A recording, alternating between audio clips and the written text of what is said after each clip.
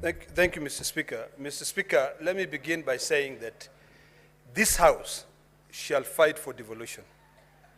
You know, it's a bit hypocritical that in this era, we are talking about devolution, devolving funds to our counties, talking about accountability. Senator Yet, Fernandez, Mr. Speaker, may the Senator for Narok be heard in silence. It seems as though the national government, perpetuated by the National Assembly, is eager to make sure that they deny county governments money. Mr. Speaker,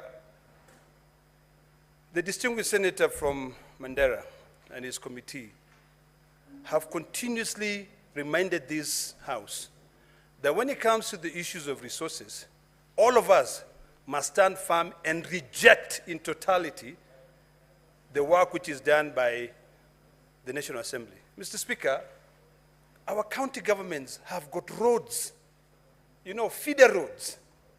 We talk about a county like Narok, which is one of the counties that feeds this nation. Our feeder roads, we produce almost 80% of the wheat in this country. Our feeder roads are dilapidated. And now, Mr. Speaker, the National Assembly comes in and decides those additional grants, they are not worth it.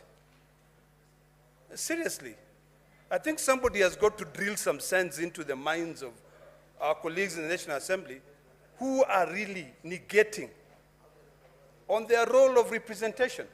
It doesn't matter whether you represent citizens from the National Assembly or from the county. Ultimately, the county governments are the ones that will develop this nation.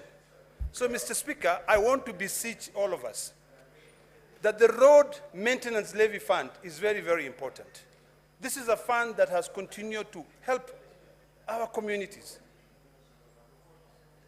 I can see, Anita, you okay? All right. So I think all of us sitting here, you need to remember Article 123. You vote by delegation. You need to remember that if you come here and not think about your county will continue suffering.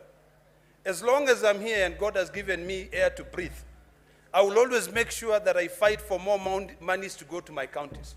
Because I want to see roads from Mount Narok being repaired. When you go there, you'll find that counties will tell you, we have no money to fix these roads because the National Assembly has removed these roads. So this is the time that we now redefine devolution. What is devolution? Every time we sit here and we lament, and then when a motion comes from the National Assembly, we are quick to pass it. This is an opportunity for us to be able to put our foot down, even for those who will go into mediation, because I want to persuade all of us here that we reject those amendments in totality.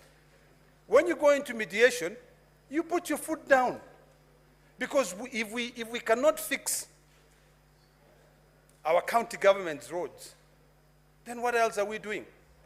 Mr. Speaker, there are counties that are still struggling to be able to build their county headquarters. There are grants there to support these counties to be able to complete these county headquarters. There are counties also that, I remember Senator Faki came here, we moved a motion, we agreed to allocate Mombasa a few more resources for them to be able to build their sports complex there.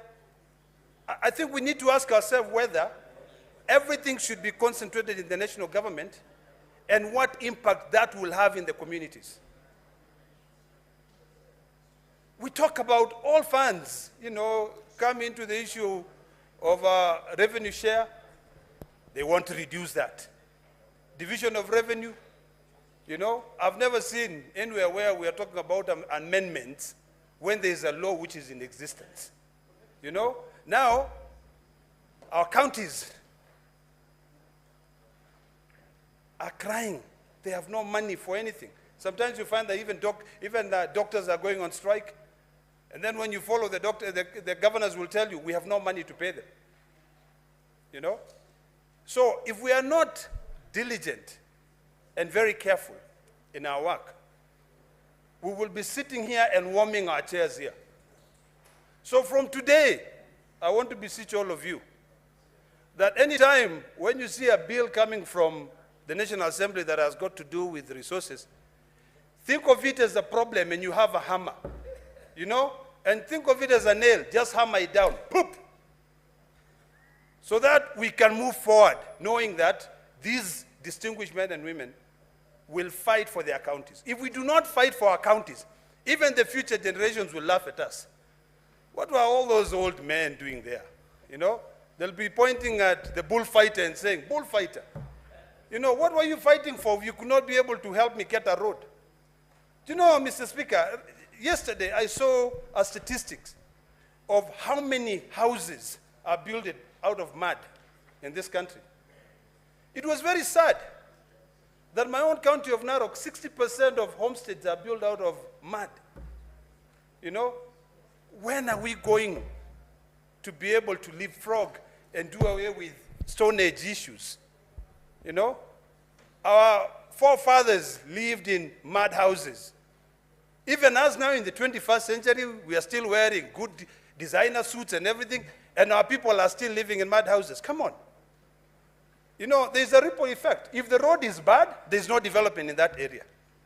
You know, if there are no money to build county headquarters, people will just be living there not thinking about how to develop. So in a few words, Mr. Speaker, it is imperative that all of us here, and especially head of delegations, when you're sitting down, you should have a clear picture of your county.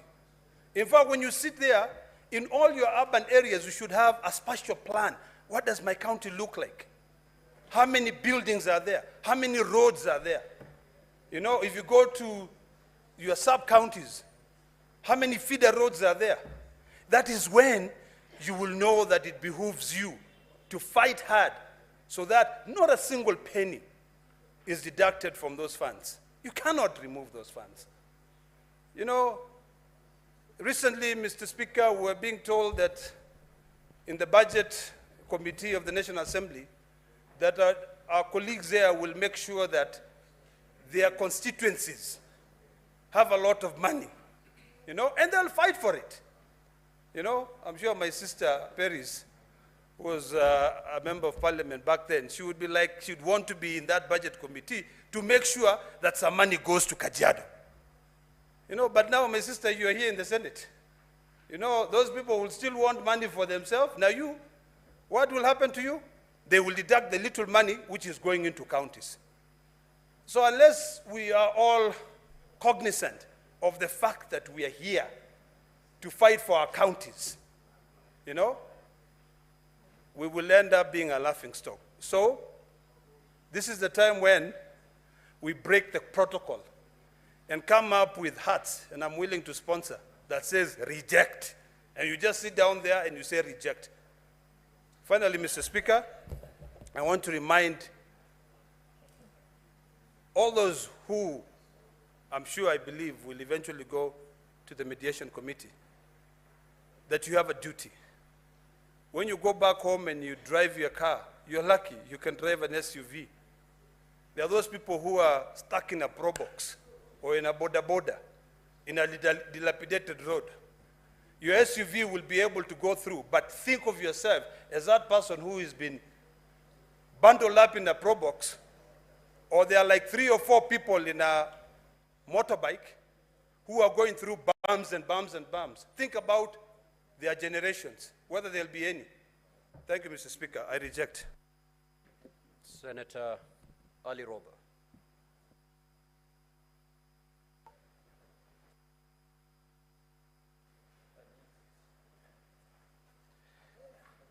Thank you very much, Honorable Speaker. My apologies for